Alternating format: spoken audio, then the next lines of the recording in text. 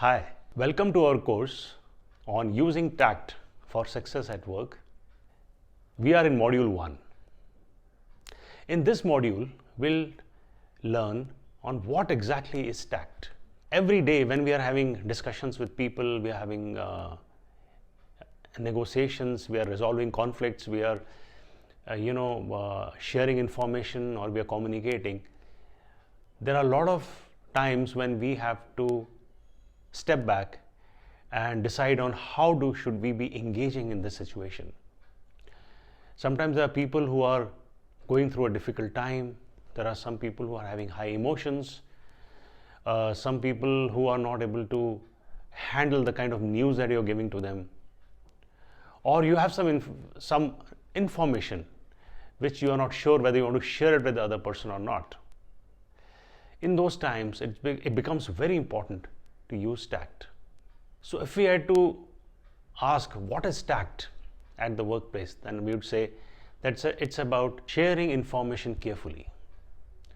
A lot of times we tend to get information from different sources, but that information may not be relevant for everyone, it may not be useful for everyone, or it should not be divulged to everyone. Maybe it's confidential. Sometimes we may have a tendency to share that information just to show off that I know something, or we may feel that this person might benefit from this information. But in reality, our sharing that information might not just jeopardize the organization, but may even impact your career prospects or the trust that people have in you. There are also times when people share their personal information with you. Even at that time, though it may not be relevant to the organization or the work that you are doing, but it's important to keep that information to ourselves and to share it with people only when it is relevant. Another important aspect of tact is to communicate appropriately at any time.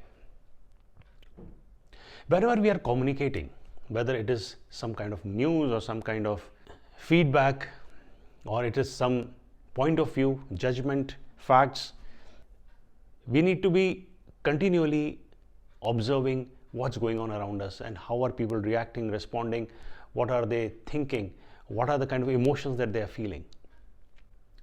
And the communication that we do and the way that we do it should always be aligned to the environment.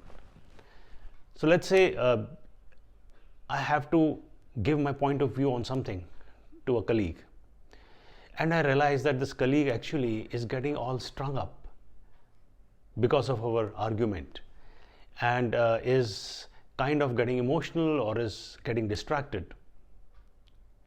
Then should I really be sharing that point of view, or should I be holding it back so that if he gets normal, only then I'll come back and share it with him, because in that case he'll be willing to listen to what I'm saying. So communicating appropriately at any time is also an important aspect of tact. A third important aspect of tact is to know when to be silent. Now, silence is usually seen as being passive, not being able to share one's point of view or put one's point forward.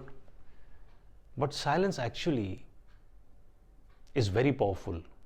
And if we learn when to be silent, it can help us a lot in those situations. So being silent is another very important aspect of tact.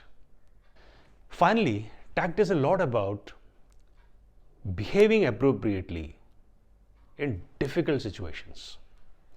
Let's say in situations where somebody is very angry, emotional, some bad news or difficult news is being shared, or a conflict is going on which has got severely escalated between 2-3 people, or you are torn between two differing points of view.